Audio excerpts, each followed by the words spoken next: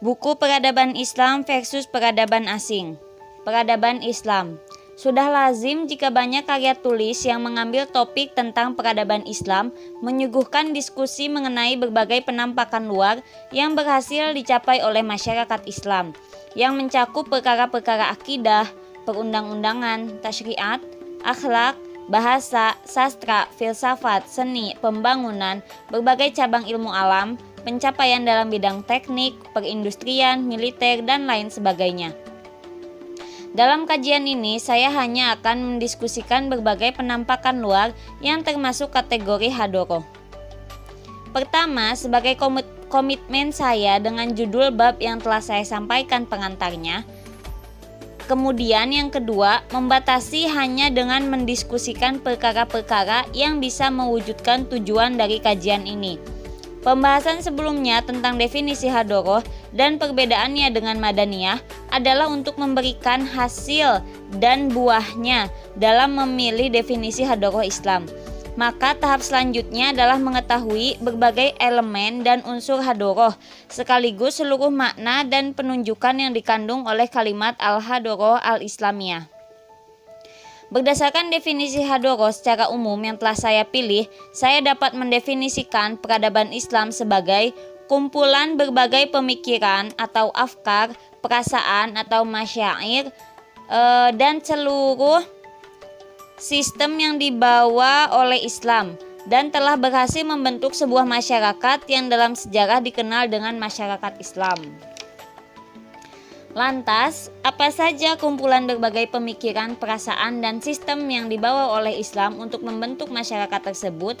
Yang paling penting untuk kita angkat pertama kali adalah asas yang menjadi landasan berdirinya agama Islam. Baru kemudian asas yang menjadi landasan berdirinya masyarakat Islam, negara Islam, dan peradaban Islam. Yang saya maksud dengan asas adalah pemikiran yang bersifat menyeluruh, al-fiqh al-kulliyah yang dibawa oleh Islam tentang alam semesta, manusia, kehidupan, apa yang ada dengan sebelum adanya kehidupan dunia dan setelah adanya kehidupan dunia, serta berbagai hubungan yang ada dengan sebelum dan setelah kehidupan dunia, atau yang sering diungkapkan oleh para ulama Islam dengan istilah akidah dan diungkapkan oleh Nabi Shallallahu Alaihi Wasallam melalui sabdanya, "Antu mina billahi wa malaikatihi wa kutubihi wa rusulihi wal yaumil akhiri wa tu'mina bil qadari khairihi wa syarrihi," yaitu engkau beriman kepada Allah, malaikatnya, kitab-kitabnya, para rasulnya, dan hari akhir, dan engkau beriman kepada qadar baik dan buruknya dari Allah. Hadis riwayat Muslim. Beriman kepada akidah ini mengharuskan seorang manusia untuk masuk ke dalam agama Islam.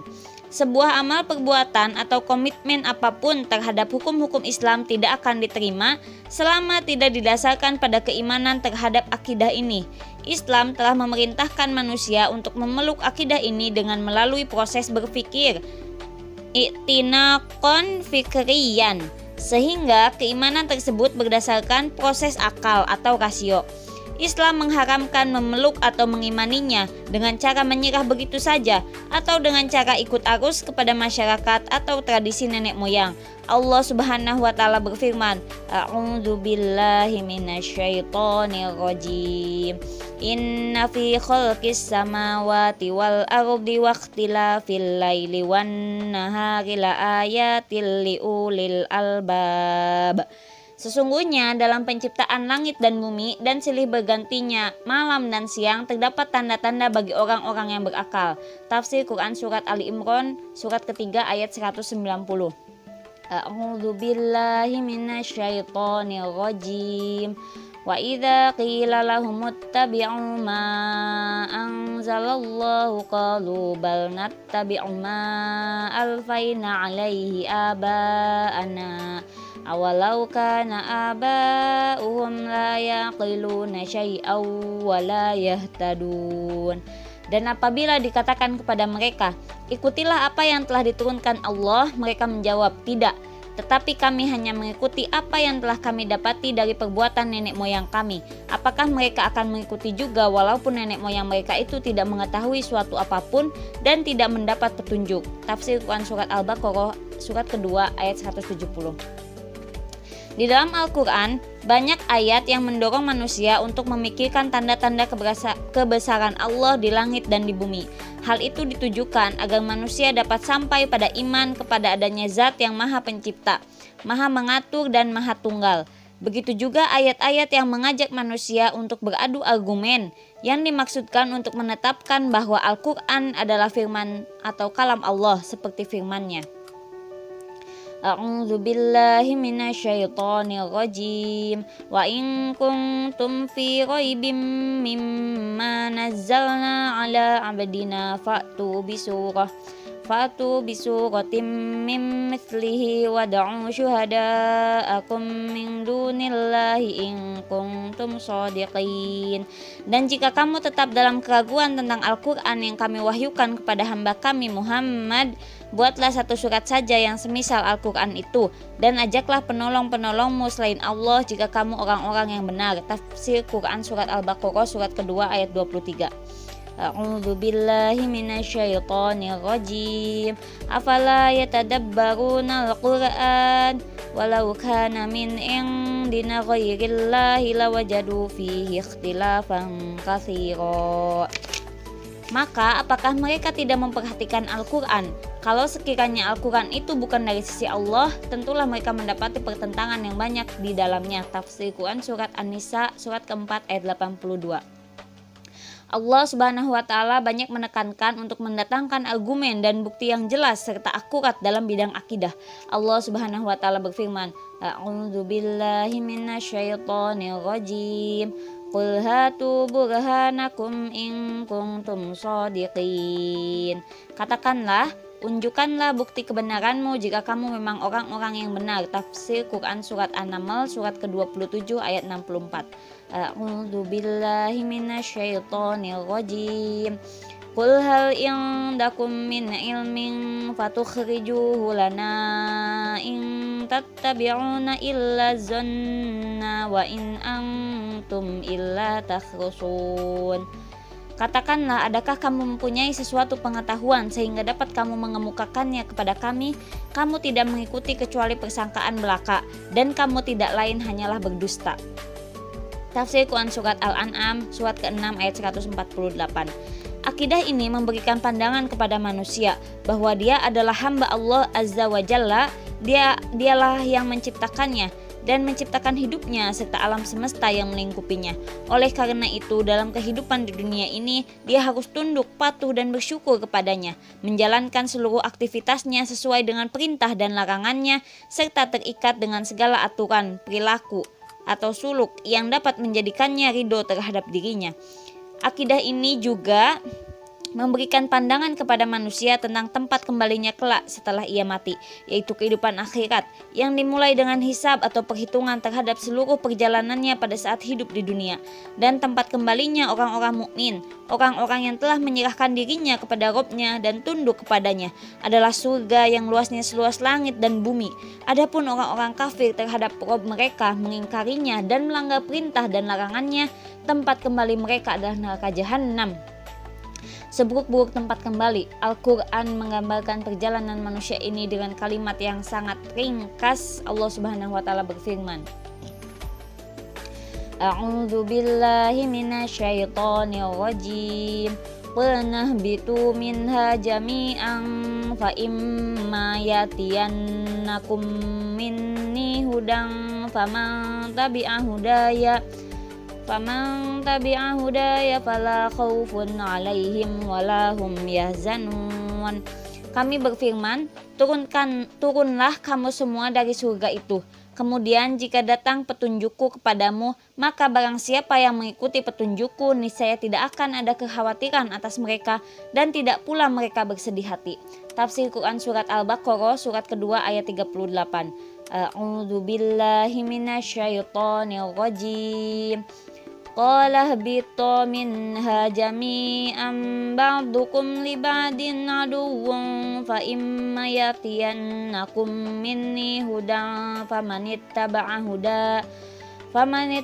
hudaya fala yadhillu wa la yashqa wa man a'rada an dzikri fa inna lahu ma'isyatan ankahu wa nasyuruhu yaumal qiyamati a'ma.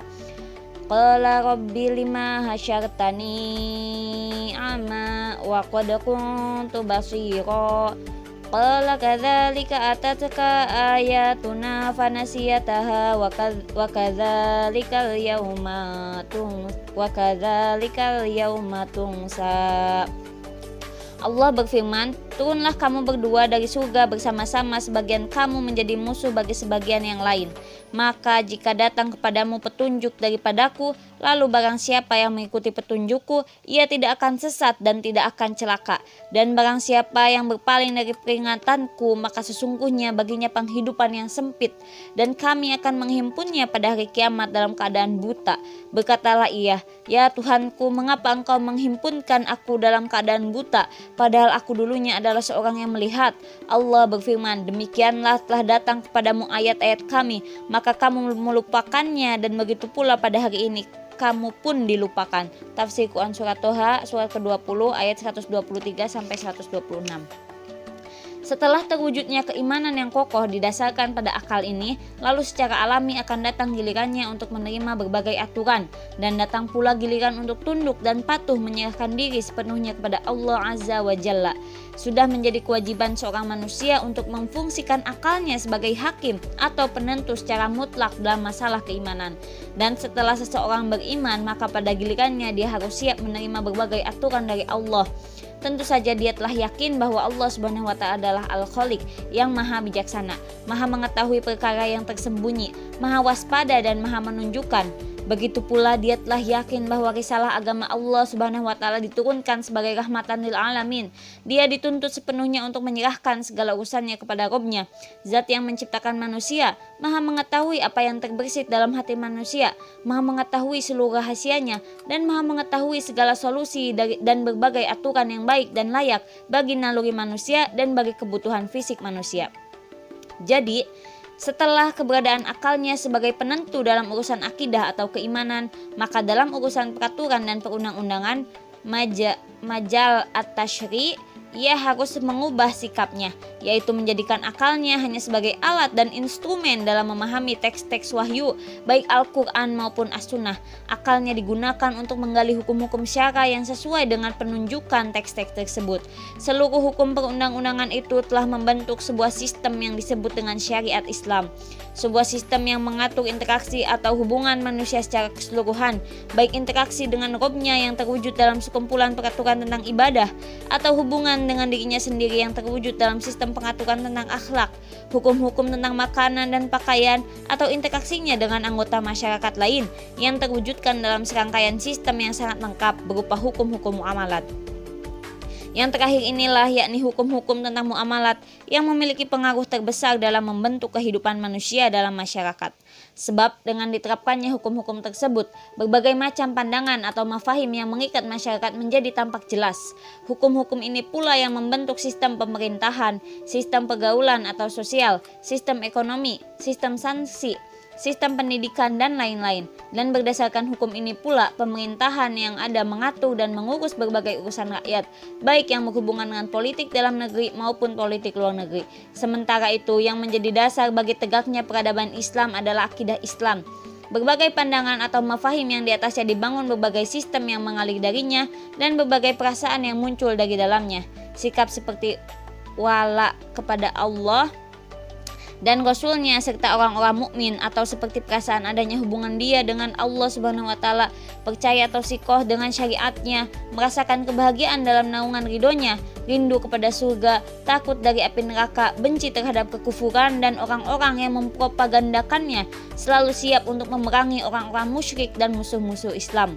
Oleh karena itu, istilah peradaban Islam harus dibatasi penunjukannya dalam hal-hal berikut ini, yaitu akidah Islam, syariat Islam, terlebih yang berkaitan dengan pengaturan berbagai interaksi di dalam masyarakat dan di antara masyarakat Islam dengan masyarakat yang lain. Berbagai mafahim atau pandangan, masyair atau perasaan, makoyis atau standar, qanaat atau keyakinan, dan pandangan terhadap keutamaan atau al-fadilah, kehinaan al-rozilah, kebaikan al-khair, keburukan asyar, keadilan al-adil, dan kezaliman az-zum di tengah-tengah masyarakat.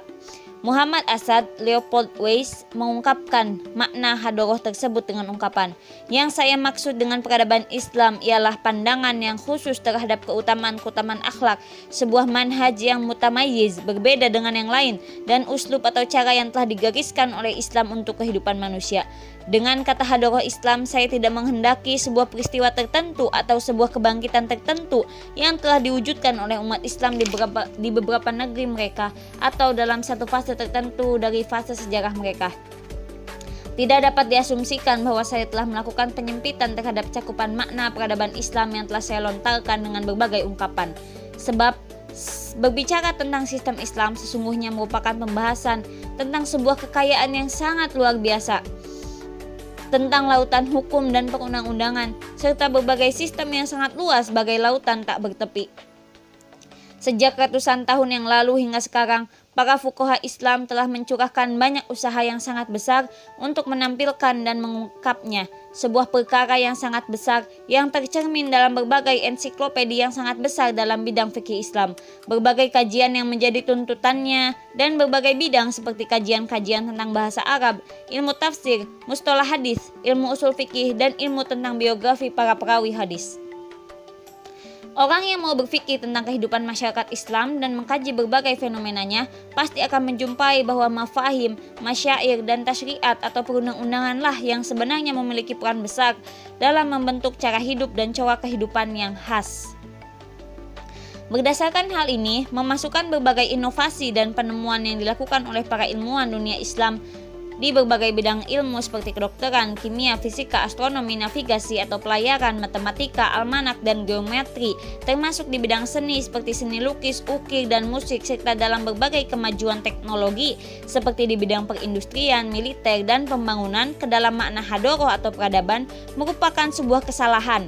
Lebih tepatnya, bidang-bidang ini dikaji dalam berbagai topik seperti tarikh al-ulum, Inda al-Muslimin atau sejarah perkembangan sains umat Islam, Funun Asy-Syu'ub al-Islamiyah, berbagai macam seni bangsa-bangsa Islam, dan Madaniyat al-Muslimin, modernitas umat Islam. Ahmad Shibli telah mengungkapkan makna ini ketika menetapkan bahwa peradaban Islam yang orisinal sesungguhnya datang dalam berbagai perkara yang berada di luar kekuatan akal manusia untuk mencapainya. Ia datang dalam berbagai sistem politik, ekonomi, perundang-undangan, dan akhlak. Dalam pendahuluan buku Dirosat fi al-Hadoroh al-Islamiyah lil Mujtama'at min al-Mu'allifin, Ahmad Shibli berusaha membedakan antara berbagai konsep kehidupan dan berbagai sistem sosial masyarakat yang dibawa oleh Islam dengan apa yang tumbuh dan berkembang di dalam masyarakat Islam, berupa berbagai bentuk seni, berbagai macam ilmu pengetahuan, dan pencapaian yang bersifat materi, di mana umat Islam mengikuti perjalanan orang-orang sebelumnya dari berbagai bangsa dan umat. Ahmad Shibli mengatakan, berbicara tentang peradaban Islam sesungguhnya akan membicarakan sebuah kesalahan yang telah lama ada. Di sana terdapat kecenderungan atau pandangan konvensional yang beranggapan bahwa peradaban Islam adalah berbagai kemajuan dalam bidang pembangunan, kedokteran, matematika, dan berbagai ilmu eksperimen lain yang telah dicapai oleh umat Islam. Kecenderungan ini seakan tidak mau tahu atau tidak tahu selain hal-hal tersebut. Akan tetapi topik saya di sini akan mencoba menuju jalan yang benar seputar pembahasan peradaban Islam, yaitu dengan menekankan pada peradaban yang bersumber dari sumber-sumber Islam yang paling mendasar, hadoroh. Jenis ini saya sebut peradaban Islam orisinal, al-hadoroh al-Islamiyah al-asliyah. Artinya, sebuah peradaban yang wujudnya bersumber dari pemikiran Islam, yang merupakan pemberian Islam untuk menunjuki manusia, atau dengan kata lain sebuah peradaban yang wujudnya bersumber dari Al-Quran Al-Karim, hadis-hadis Rasulullah SAW, atau dari sumber perundang-undangan Islam yang lain seperti ijma dan qiyas. Atas dasar ini menjadi jelas bahwa peradaban Islam terbagi menjadi dua bagian. Pertama, peradaban Islam yang orisinal, al-hadoroh al-Islamiyah al-aslihiyah. Hadoroh ini disebut dengan hadoroh al-kholq wal ibda, hadoroh penciptaan dan penemuan. Peradaban inilah yang dibawa oleh Islam, atau Islam semakin memperdalam dan memberikan sistem aturan, termasuk rinciannya, di mana sebelum Islam datang tidak ada aturan yang demikian detail. Itu bisa dilihat dalam aturan Islam mengenai politik dan ekonomi, begitu juga dalam kehidupan sosial, pendidikan, pengajaran, bidang perdamaian maupun peperangan. Kedua, peradaban Islam eksperimen Al-Hadoroh Al-Islamiyah At-Tajribiyah. Hadoroh ini disebut dengan Hadorot Al-Bats wa Al-Ihya, peradaban pembangkit dan penghidupan. Peradaban semacam ini adalah peradaban yang telah ada dan berkembang sebelum Islam, seperti kemajuan dalam bidang kedokteran, musik, astronomi, dan pembangunan. Akan tetapi, pada masa pra-Islam kembali mengalami kepunahan disebabkan berbagai faktor. Kemudian Islam datang dan mendorong untuk berkhidmat kepada seluruh bentuk ilmu pengetahuan yang dapat memberikan manfaat bagi umat manusia. Karena itu, umat Islam dengan penuh semangat mulai kembali menghidupkan peradaban ini. Bahkan mereka mampu mengembangkan dan menyusun berbagai karya orisinal di dalamnya. Meski demikian, saya tidak sependapat dengan pandangan Dr. Shibli dalam menyebutkan nama Al-Hadoroh At-Tajribiyah untuk bagian kedua seperti yang beliau sebutkan. Lebih tepat jika berbagai penemuan itu dikelompokkan dalam istilah Al-Madaniyah, Al-Ulum, dan Al-Funun, di mana semua faktanya berbeda dengan Hadoroh seperti yang telah kita bahas pada topik sebelumnya. Sekalipun terkadang Hadoroh tetap saja memiliki pengaruh di dalamnya. Selanjutnya, jika saya mengungkapkan kata Al-Hadoroh Al-Islamiyah dengan tanpa ikatan apapun mutlak, sesungguhnya saya tidak sebatas membicarakan sebuah penampakan luar yang disaksikan oleh masyarakat Islam dan sejarah Islam. Akan tetapi, membicarakan tentang segala perkara yang dinisbatkan kepada Islam sebagai sebuah agama yang diturunkan melalui wahyu kepada Rasulullah Shallallahu Alaihi Wasallam, dan sebagai pemilik peran dalam membangun masyarakat Islam yang memiliki peradaban yang khas, yakni Hadoroh Islamiyah. Artinya, kami berbicara tentang peradaban agama Islam, Hadorot Ad-Din Al-Islami. Siapapun tidak bisa memungkiri bahwa berbagai pencapaian ilmiah dan madaniyah, meski Islam memiliki peran paling besar dalam mengarahkan manusia dalam berkreasi dan berinovasi, ketika ia mengajak manusia untuk memikirkan ayat-ayat kauniyah dan ciptaan Allah, ketika Islam memerintahkan untuk mempersiapkan kekuatan untuk menghadapi dan menggentarkan musuh, dan ketika ia membolehkan memanfaatkan kesenangan perhiasan dunia.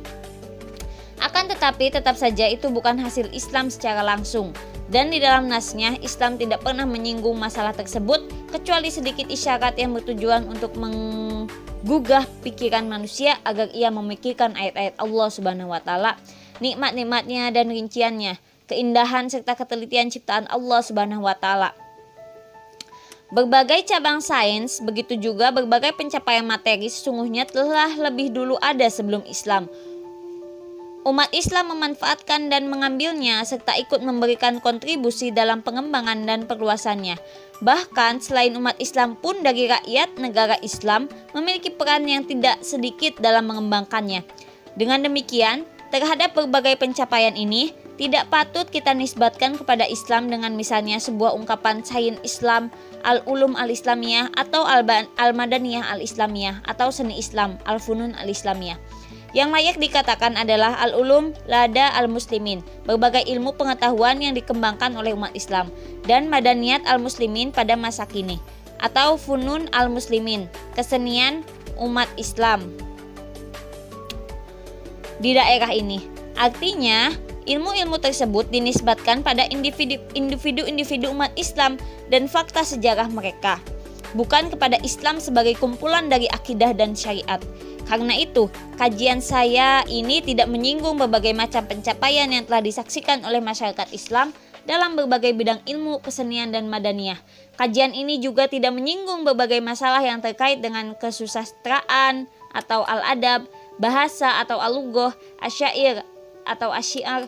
Sebab meskipun bahasa Arab adalah bahasa Al-Quran Al-Karim dan As-Sunnah Asy-Syarifah, dan selanjutnya menjadi bahasa Islam yang dijaga dan dilindungi dari kepunahan, dan oleh karena itu termasuk dalam bagian sakofa Islam.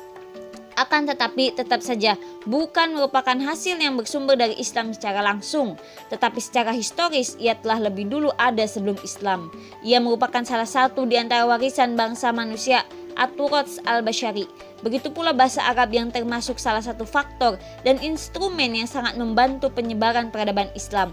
Akan tetapi banyak bangsa-bangsa yang masih tetap bahasa ajamnya atau non-Arab mampu melebur ke dalam satu tungku besar peradaban Islam dan telah menjadi bagian yang tidak dapat dipisahkan dari peradaban Islam. Akan halnya kesusastraan dan syair, maka apa saja yang mengekspresikan mafahim Islam tentu tidak keluar dari lingkup penampakan luar atau mazahir dari peradaban Islam. Namun berbagai kajian di bidang bahasa, sastra dan syair lebih tepat jika digolongkan dalam topik as-saqafah al-islamiyah, artinya sebagai sebuah ilmu yang lahir dari akidah Islam, sebagai kaidah fikriyah bagi umat Islam. Alhamdulillahirabbil alamin.